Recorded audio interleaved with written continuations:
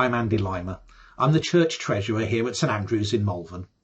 But in my day job, I teach people about tax and about money. And so it'll be fairly obvious in a few moments why it is I've been asked to make this particular recording for our series for Holy Week this year. As you know, if you've been following this sequence, we're exploring different aspects of the very end of Jesus's life, very end of the time that he spent on earth, where he was using that time to cram in all kinds of teaching to his disciples and to leave as a legacy for all of us as part of those last days that he was going to spend on earth. He'd just kicked out lots of people from the temple, bankers and traders who were using the temple as a market. He'd been healing lots of people. He'd been doing lots of things that were attracting attention from the rulers and from the population. And not unsurprisingly, the Jewish leaders of the time were not very happy. And in fact, actually, they'd gotten to the point where they decided they wanted to ideally get rid of him somehow. So they were trying to trick him into doing something that would discredit him in front of the people who were gathering around him, or in front of the Roman authorities, the occupying nation of people that were running Israel at the time. So let's read the passage that we have to look at for today's reflection. It's Matthew chapter 22, verses 15 to 22. Then the Pharisees went out and laid plans to trap him in his words. They sent their disciples to him along with the Herodians. "Teacher," they said, "we know that you are a man of integrity and that you teach the way of God in accordance with the truth. You aren't swayed by others because you pay no attention to who they are. Tell us then, what is your opinion? Is it right to pay the imperial tax to Caesar or not?" Jesus, knowing their evil intent, said, "You hypocrites, why are you trying to trap me? Show me the coin used for paying the tax." They brought him a denarius, and he said to them, "Whose image is this? And whose inscription?" "Caesar." "Caesar's," they replied. Then he said to them, "So give back to Caesar what is Caesar's, and to God what is God's." When they heard this, they were amazed. So they left him and went away. This was quite a clever trick on behalf of the Jewish leaders to try and trick Jesus, to try and catch him out. Because if Jesus has said, don't pay your taxes, i.e. don't respect the earthly authorities that are there present over you, whether you like them or not, then they could have him arrested for inciting resistance against the Romans. So they could get rid of him that way. But if he said instead, well, do pay them, then he would lose favour with those that are around him because there was a very significant dislike of the Romans. The people didn't like being occupied. They didn't want to pay their taxes. So they hoped that Jesus then would perhaps be seen to be some kind of puppet of the Romans that way. So they thought they would trap him either way. But of course, Jesus didn't play along, didn't play the game. He asked for a Roman coin. Yeah.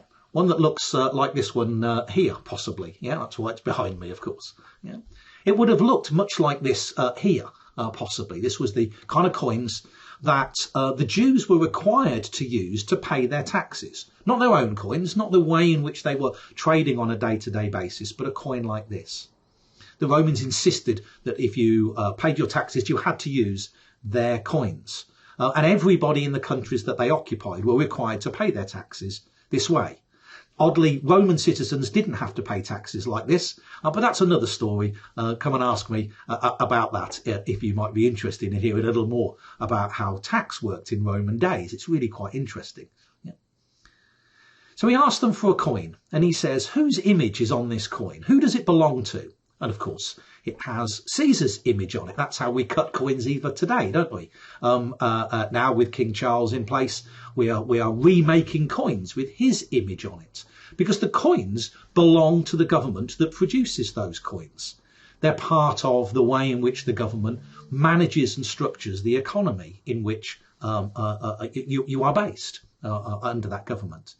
So Jesus was saying to them, look, it's not unreasonable for them to ask for taxes to be paid in coins which belong to them in the first place. If you're part of the world that they are creating and that they are managing, then you have to follow their rules on such things. But, he said, that isn't the only set of rules that you must be under. He goes on to say, of course, that isn't the full story of what's asked of us. We're not just subject to earthly authorities, but we also have to give back to God what is his too. We have a heavenly authority that we should be under too. He was reminding us, of course, that every person is created in God's image. And what makes us truly human comes from God, not from the earthly authorities around us. So what does that mean for us? It means, I think, that Jesus was saying we are part of a world, we have all earthly authorities around us, and we are subject to what those authorities ask of us, and so we should be. When I teach my students about tax, I talk to them about tax as being the price of living in a civilized society. Without an effective government operating, life would descend into anarchy. Unfortunately, we see that in some parts of the world today, don't we, where an ineffective government can't use the resources that it receives through taxes to be able to run an organised society. Paying our taxes, participating in the society, voting is an important part of being a part of the society in which we operate. We have a responsibility to try and influence and engage with the world around us. We can't live in a vacuum, ignoring the world in its entirety. We have a role to play in influencing how it operates. But this isn't our only responsibility as people created in God's image. We have to think about what we should also be giving of ourselves to the world that God would have for us, the world that God would like, that the authorities, our earthly authorities, are unlikely to be able to deliver for us, or at least not deliver fully. So what Jesus was saying, I think, is that living in God's image requires us to give to the world that God would have us create too. Giving of our gifts, giving of our talents, giving of our ideas, giving of our energy. It isn't just about paying money to earthly authorities, it's giving of ourselves to create the world that God would like us to live in. So Jesus' answer to their question really was quite profound. I think Jesus was saying we have a balance that we have to live in this world, to respect the authorities on earth around us, even though they won't fully deliver what God would like for the world that he would like us to live in. But we should also actively seek to understand what it is God does want for the world around us and do our part to try and see that occurring where we can influence it, even our own small way. It's about living in a balance. This isn't just a cute story put in the Bible to show how clever Jesus was by avoiding being tricked by the Jewish authorities, by outwitting them, although clearly that is what he did in this story. He didn't fall into their trap.